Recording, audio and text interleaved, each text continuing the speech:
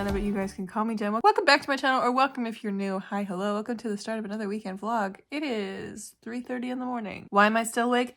That's because of insomnia. And yesterday, I was up till 5, not willingly, not for lack of trying to go to bed. And so I'm wired and like fully awake right now, which is not good, but I'm gonna try to go to bed and hopefully set my alarm to like wake up tomorrow and try and reset life. Anyways, welcome to the weekend. It's another one. This weekend is gonna be a little bit more intense than a previous couple weekends because I have things going on both tomorrow and Sunday, and they're both involved with friends. Tomorrow is my friend Hannah's birthday. It's gonna be very chill. It's just gonna be at her place. We're gonna be playing like Jackbox games and chatting and whatever. And then Sunday in the early evening, my friends are coming here for Friendsmas. Thankfully, it won't be like a late night because it's Sunday. People work on Monday, so it's gonna be a little bit more chill and stuff like that. But I have been crafting my entire life away. I have officially finished all of the tapestries that I was going to do. And today, and now I can actually tell you about the things that I'm making because I'm giving it to them on Sunday and this goes up on Tuesday. So it won't really matter if I spoil things. So all the tapestries are done. Back, I think last weekend, I think, is when I made a bunch of air dry clay stuff. And I gotta say, a couple of the air dry clay things just didn't turn out the way that I wanted them to. So I only have one gift that is air dry clay, and that is a personalized tic-tac-toe board, mainly because Samuel and Hannah, Samuel has boyfriend, very into board games. They're very into board games. And I thought it would be kind of cute if I made them a personalized one. So the board game, I did it like black with gold, keep it a little classy. It's in the process of being like sealed and cured and whatever with this, which is dishwasher safe Mod Podge, fun fact. Not that this is ever gonna go with a dishwasher, but like I just wanted to be able to seal something and not have it be tacky when it's dry. And this is so far very much not tacky, so love that. I wish I could figure out a way to do this without getting like brush strokes, but well, too late. But it's personalized. Why? Because I made tic-tac-toe pieces in their letters of their names. So we got gold for Samuel and silver for Hannah. S and H. So, you know, personalized tic-tac-toe board because I thought that was cute. And I was like, why not make it like, instead of just making a tic-tac-toe board, make it like actually like we can play a game and it's like Samuel and Hannah, you know, S and H. Anyway, so that's the only thing that is going to my friends this Sunday. So Samuel's the odd one out. He's not getting a tapestry. He's going to get a handmade board game. And then I made this little like trinket thing. Trinket, what is this even called? It's like a little, I made this one for me as like a tester. A trinket plate, trinket, whatever. I made these. This one, I spent so long sanding down the edges because they were cracked so terribly. And I managed to get most of them out. And I do like the way this is looking. And I decided to make the lady on the inside, which is raised. It's also still a little tacky because it's still drying. It's like a raised kind of like figure. This is going to be for another friend. And this I just made for myself. It's a little kitty. It's a little kitty like ring thing that I'm gonna put somewhere. I don't know. That has been my adventure. I filed them down so hard that I broke my file and I completely used up all of this nail buff, which is totally fine. I can just go get more at some point. I used that to like smooth the heck out of everything as much as I could. And I think I did okay. The back of the tic-tac-toe board is creased with parchment paper because this was leaning on parchment paper when it was drying, and it just now has the etching of parchment paper all on the back, which is totally fine. But yeah, that is that. Other than that, I have wrapped 4 of the tapestries, so hopefully I'll get like footage on Sunday when they come over so you can see those. I have this little froggy tapestry for my friend Hannah, which I think is very, very cute. A little froggy in a cowboy hat. I have a dinosaur, yellow dinosaur for Taylor, And then I have, last but not least, this one here, which was the very last one that I did. This is a space cat for Tamsin. Space kitty. It's wet because it's been blocking. Then I made, and that's why they're in my bathroom, because they were blocked so that they hang straight and not curved or anything, because as I was crocheting them, the edges were like curling over because my tension is crazy apparently. And then I had made this pair of what was going to be a like a hot pot holder type situation, a trivet, if you will. And I originally had crocheted them together so that they were like one side is this side and one side is the other side, you know, like a reversible one. But when I was blocking it today and when I was checking it over, I noticed that the dark green yarn was bleeding on to this, and now this has like very gently like a green border, which is not what I wanted. And they were also taking forever to dry. So I undid the stitches that were like, that had sewed them together, and they're gonna be, I like washed them within an inch of their life so that I like hopefully got all of the green dye out, because I don't want to like give it to my mom and then her put it in the wash and then have something stained. Because this is for my mom, this is for my parents. It's one of two that I need to make another one, but I have been crocheting for like 2 weeks straight and I need a break.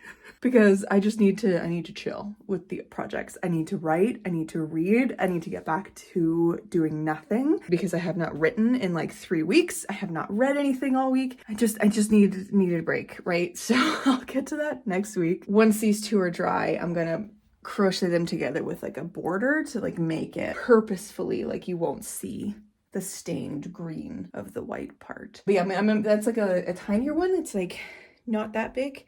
It's like just a little bit tinier than the size of my hand. And then I'm gonna make a bigger one. I don't know, I've just been very productive with my Christmas gifts. I think I've got everything now and I just need to actually like make that last thing. And also I went to the thrift store the other day and I found my dad a sweater that he, like of a kind that he really enjoys wearing. It's very, very, very thin. It's like a 3/4 zip, very thin material type of situation. And I found one that is the exact material that he loves. And it's like a green and it's a PGA golf tour type situation, which he loves. So that's gonna be great and it's his size. So I'm happy with that thrift find. And I found 2 books for myself. But I also picked up this here platter. And this is going to be the last DIY and gift that I do. The other supplies for this are in the mail currently. And hopefully Michaels doesn't send them via Canada Post because I didn't think of that when I hit order. Canada Post is on strike. So hopefully they have a different shipping system. I would hope they do because they said that it would come through by the 16th to 18th of December. So fingers crossed. But what I'm gonna do with this is I saw a DIY on TikTok that a girl had like a platter like this and then got porcelain paint or like a porcelain paint pen in a lapis blue, and she like DIY'd a design on a plate like that, and it was just so beautiful what she did. And then she baked it for a while and that's like made it dishwasher safe essentially. So that's what I'm gonna do. And then I have a big old basket over here. 3 things I already made actually. I got the big old basket right here and it's gonna be overflowing with wonderful things, but we got my dad's socks that I crocheted for him in here wrapped and ready to go. I also blocked those, they look amazing. We got mom, I got her a little gift. I got her a new phone case for her phone because she was complaining about hers the other day. So I was like, well, I'll get you a new one. And then I also have the ornaments that I made in here. I have the star ornaments and also a couple like wooden snowflake ones that I picked up from the dollar store just to like kind of fill it out. Requested these star ornaments this year because she knows I usually like to buy them ornaments every year. So I was like, all right, I'll make you some. So I made 12. I made 6 for the tree at home and 6 for the tree at the lake. So now she can have all of this. And then there's 4 of those wooden things. Like the basket is just gonna be filled with random stuff. I got a gazillion like chocolate bars and like Ferrero Rochers that I'm gonna zhuzh it up with, and it's gonna have the 2 trivets in there and it's gonna have the plate, and we'll see how that looks. And if I need anything else, I'll just go out and get some snacks or something and I'll put it in there because it's always nice to get like a basket of stuff, you know? That should be it. I guess I have to get Bella something too. Bella, It is such a little cheeky little nugget. We could put literally anything in a bag for her and she would fall in love with it. As you guys have seen in all of my vlogs, basically whenever I go home, she likes to play the game of what's in the bag. She is turning 14 in February. She is 14 years old and she still acts like she's 2. And she's just got so much energy and all this kind of stuff. But she loves what's in the bag. And we, I guess, have trained her over the years with Christmas gifts and gifts of other nature to like stick her face in bags. But it's only gotten really, really intense the past couple years where she will, any gift, if it's mine, if it's my dad's, if it's bags that my mom put together for Easter, she will stick her full face in there because she thinks it's hers.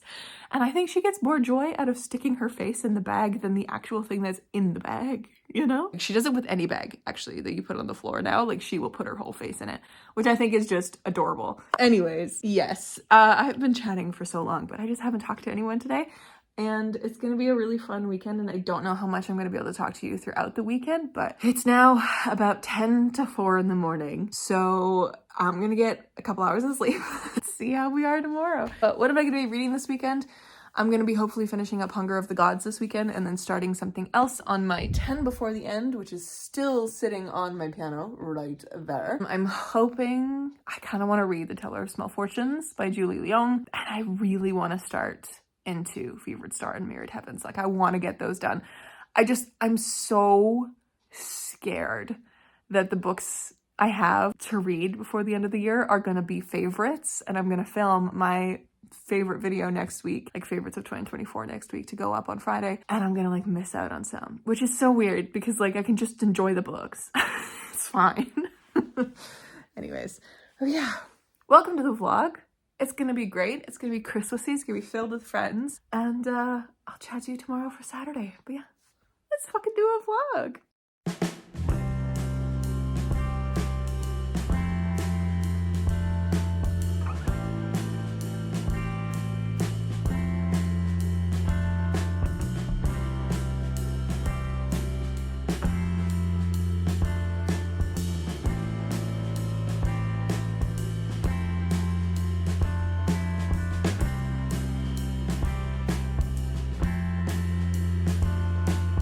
So cute.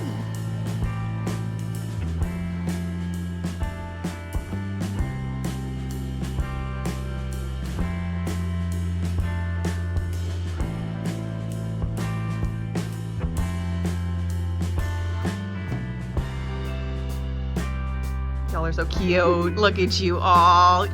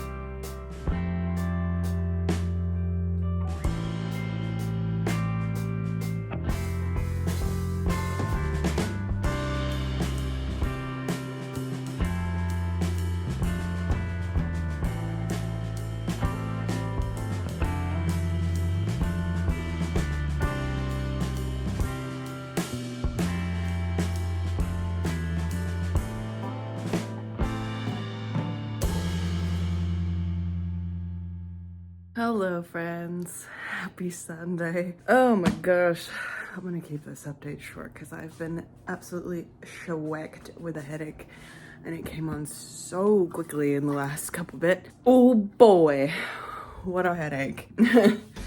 But hi, I finished 2 books this weekend and I will talk about them more tomorrow, but I just also wanted to say hello. I am full of love. My friends are the best. And the fact that I spent 2 days in a row with them is just great. It's just great. But yes, I ended up finishing my reread of The Hunger of the Gods on Saturday. And then today, just now, I read the entirety of The Teller of Small Fortunes by Julie Leong. And it was very sweet and very good. I need to not look at a screen. I need to take my glasses off and suffer through this for a little bit until my Advil kicks in. But hello, happy Sunday. I'll talk to you more tomorrow.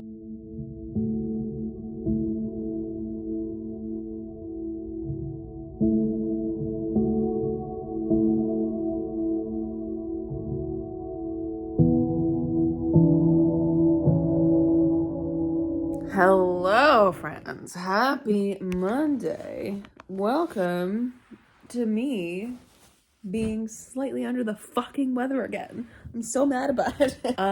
Last night after my friends left, I could feel my throat getting more and more like scratchy as it was going down. And I was just like desperately trying to do anything to soothe it because I was like, I am not accepting this energy right now. All my friends just left and I don't need to be getting sick right now, because if I'm getting sick, that means I'm gonna get them sick because they were just around me in my place. And now I have like a bad throat and I've been coughing all day. It's the kind of throat that just makes you want to cough. And I'm just annoyed about it because I can't, like, I was just sick with a cold. I don't need another one. Anyways, welcome to Monday.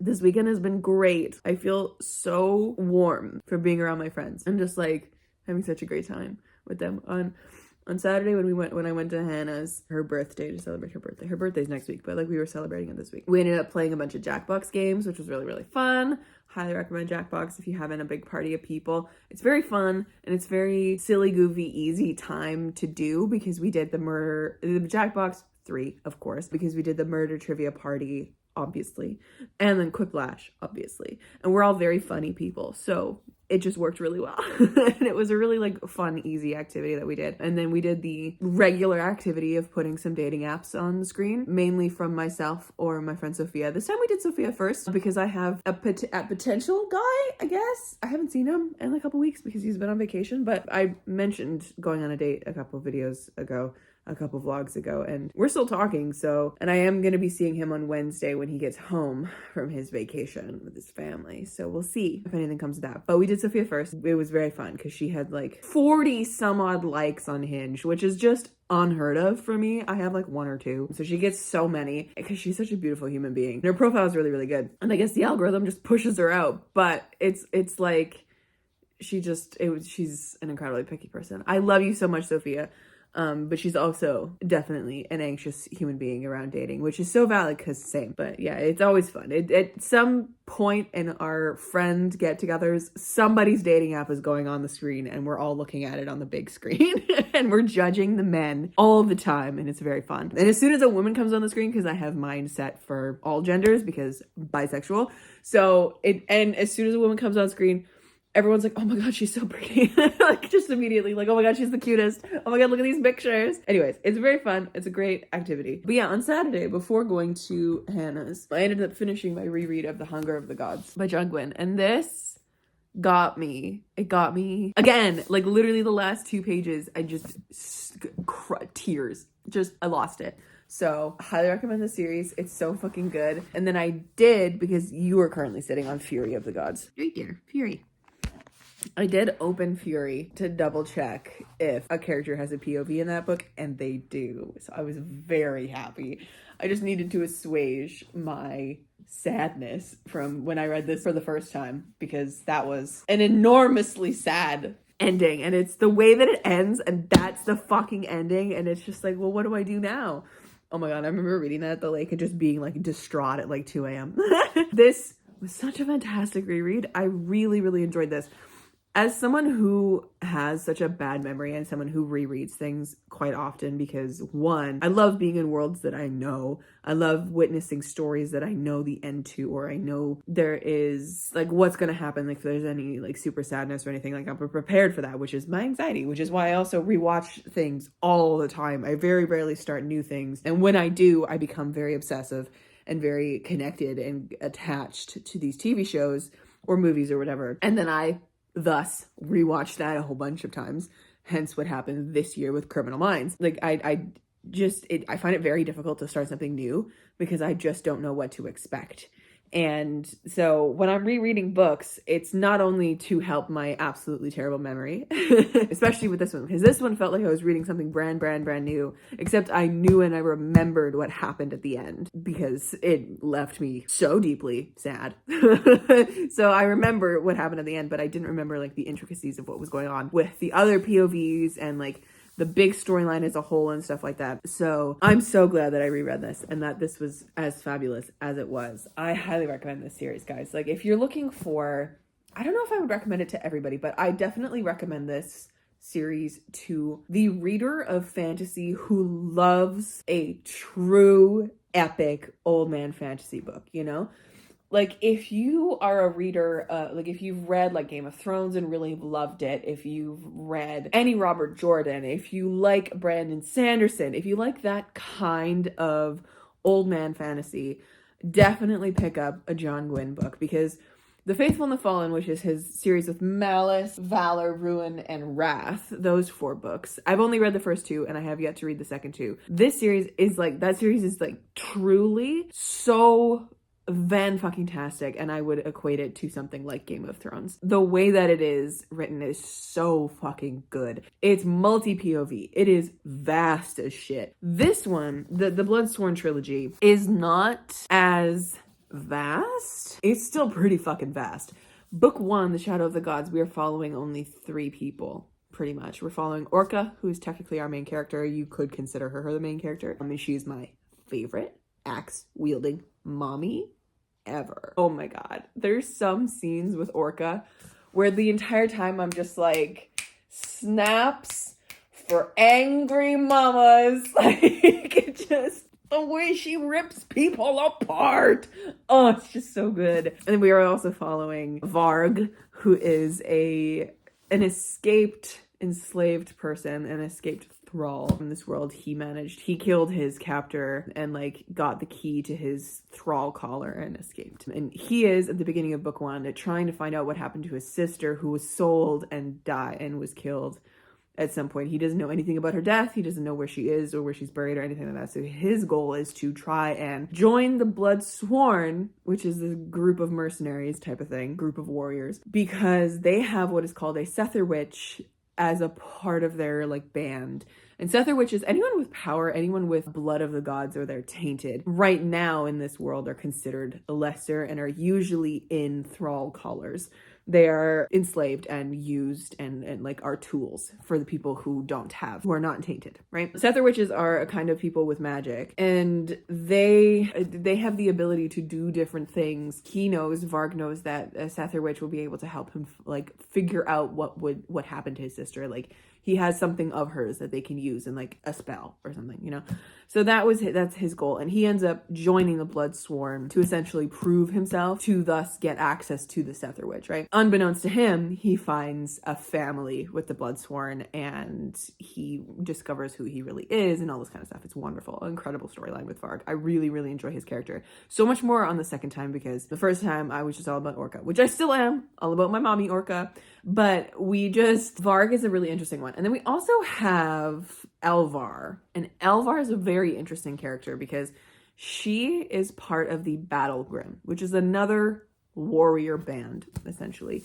Some people have actually described the Battle Grimm, like in the story, as basically glorified slavers, people who are just going about getting people for coin and getting treasure for coin. Like they're not the Bloodsworn, who are renowned warriors, right? So the Battle Grimm are a different kind of warrior people, and Elvar is part of this. She's also the daughter of a Jarl. She doesn't like people knowing that because she doesn't want to have any like privilege to her. She wants to prove herself and wants to get accolades or get her fighting prowess because she can, not because she's given it because she's a Jarl's daughter, right?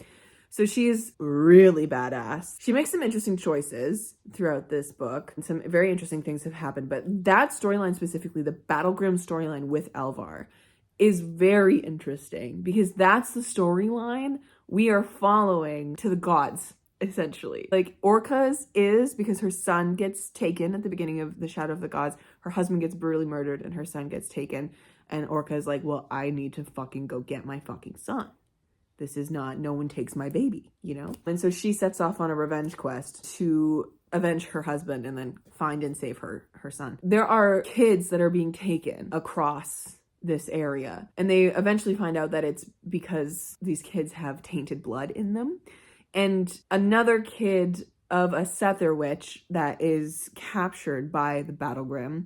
This Sether witch and her husband and their kid get like basically captured and are taken with the Battlegrim back to Elvar's father, who buys the husband. He's a berserker. He's a guy with like I believe bear in his blood, the bear god in his blood, so he can like turn into a berserker essentially. That young boy, Bjorn, he ends up getting taken one night by these people who, like, we realize who they are in the book and whatever, but they end up getting taken. And so Uspa, the mother, basically magically makes a bunch of the people in the Battlegrim like magically oathed to her to help save her son, which we love that for her. Uspa, like, is so badass and so smart to make it magically bound, because she tells them that she knows how to get to this like magical place that most people don't even think exists. And so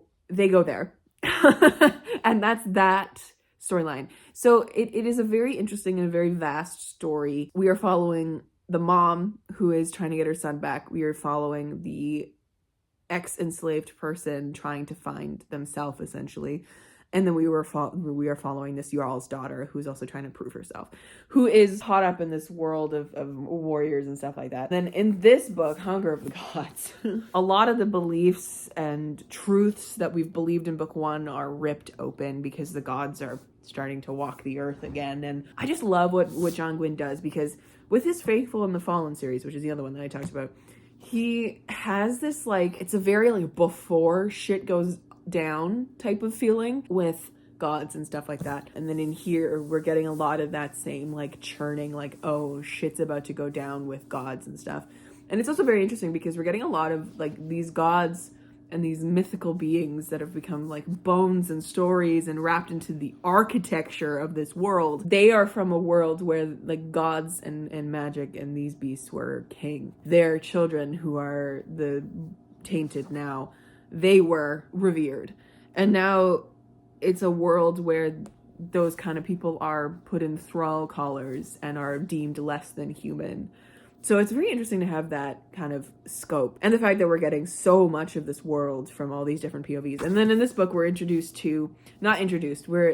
characters from book one that we now have as POVs on top of the three others that we had. So we're starting to get more characters in the churn of things. We have Guthvar, who's the fucking worst, and we also have Bior, who is originally from the Battlegrim. And it's just very interesting because the more people we get, the more like churning outward we get, even though people are coming into contact and coming out of contact, and like the storylines are crossing and everything. John Gwynne is a fucking master with the way that he tells stories. But I definitely would recommend this to people who want that true epic fantasy. Like, this is not the romantasy, this is not this is true epic old man fantasy, and I love it very deeply. It's one of my favorite it's one of my favorite branches of fantasy, and I will always love it so very deeply. So yeah, I fucking love this reread. If you couldn't tell, because I've been talking about it for like 16 minutes. And yesterday I ended up reading the entirety of The Teller of Small Fortunes by Julie Leong. Funnily enough, my friend Caitlin got me a copy of this for our Secret Santa. She got me that and a sticker, which was really beautiful and stuff like that.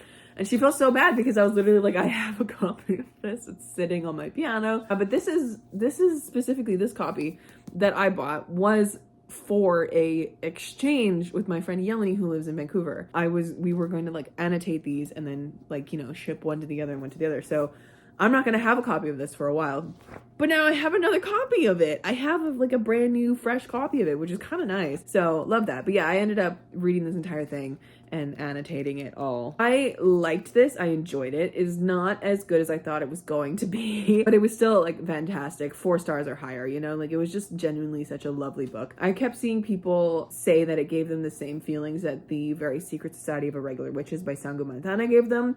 It did not do that for me. That book has a very specific kind of magic to it that I have yet to find in another book.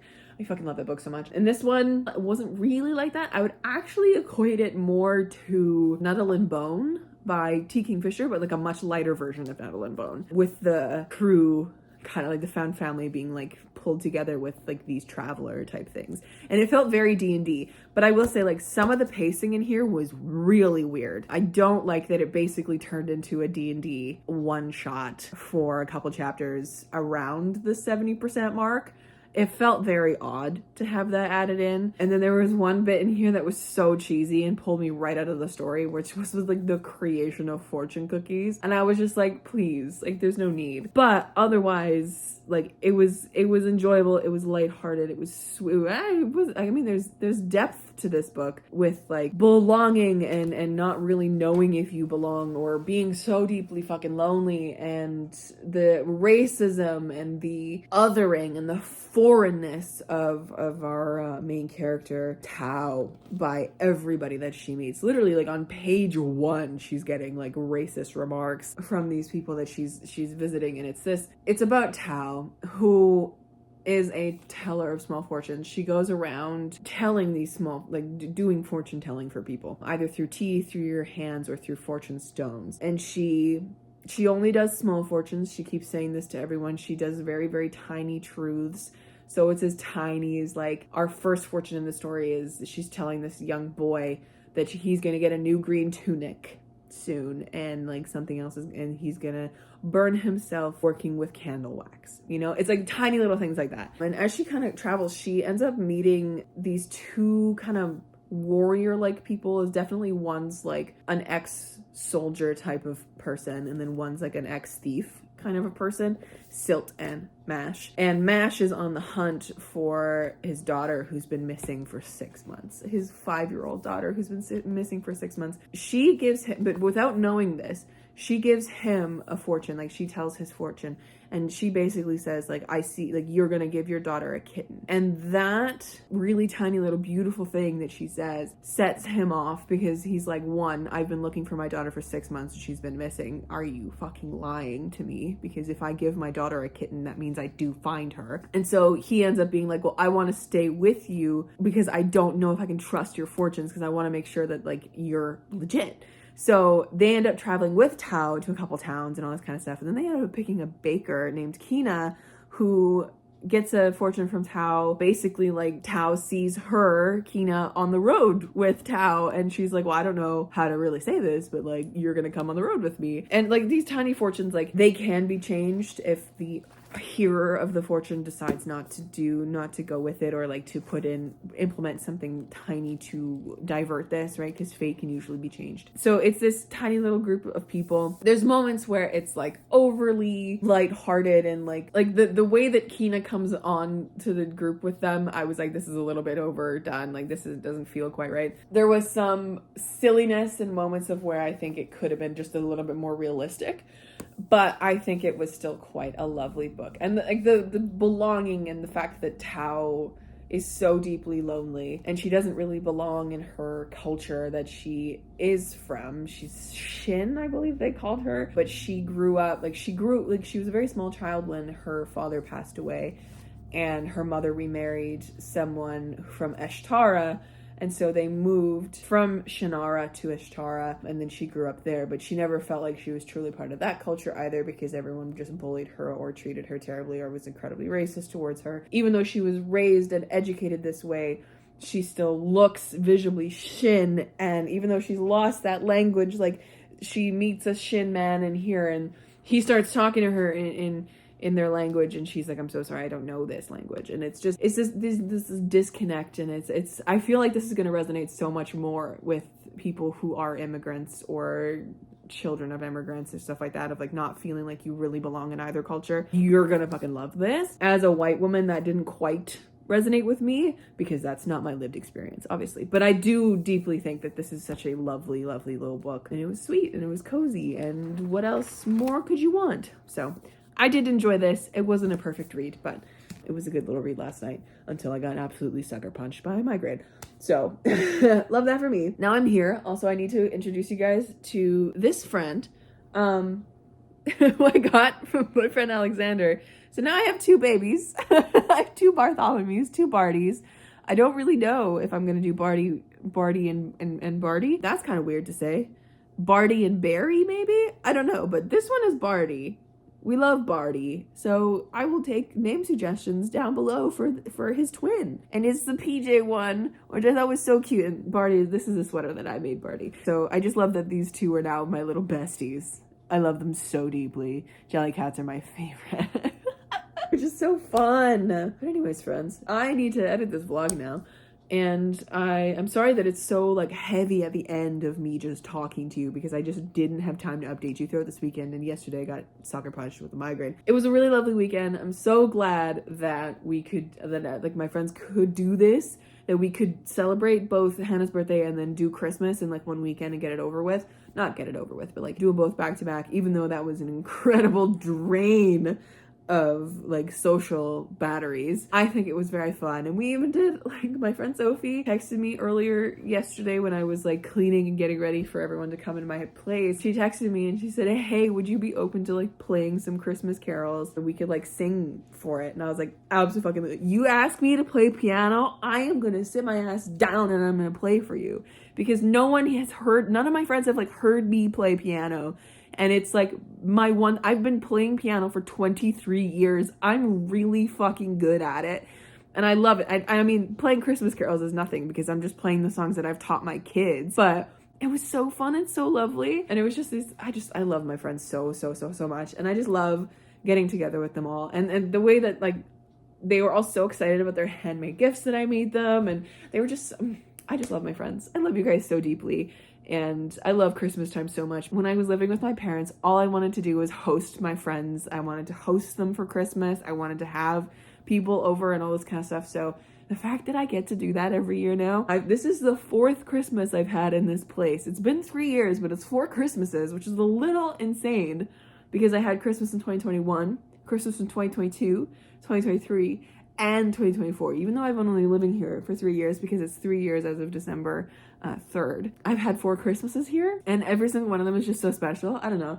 It's been fantastic and I think this weekend is pretty great. Anyways, my beautiful friends, what's happening this weekend coming up? Not a whole lot. I mean, I hope nothing because it's the lead up to Christmas and I just want to relax and do nothing. So this weekend coming up is hopefully a lot of reading. I would love to get some writing done, get back in the writing game because I haven't written in like 3 weeks. Just get ready for Christmas, which is coming the next week. And then if you guys don't know, I do like a holiday hullabaloo type of vlog, which covers Christmas and New Year's and that whole stretch of the year between Christmas and New Year's. So that'll be the vlog that goes up in January, probably the 7th. Yeah, because the 1st is a Wednesday.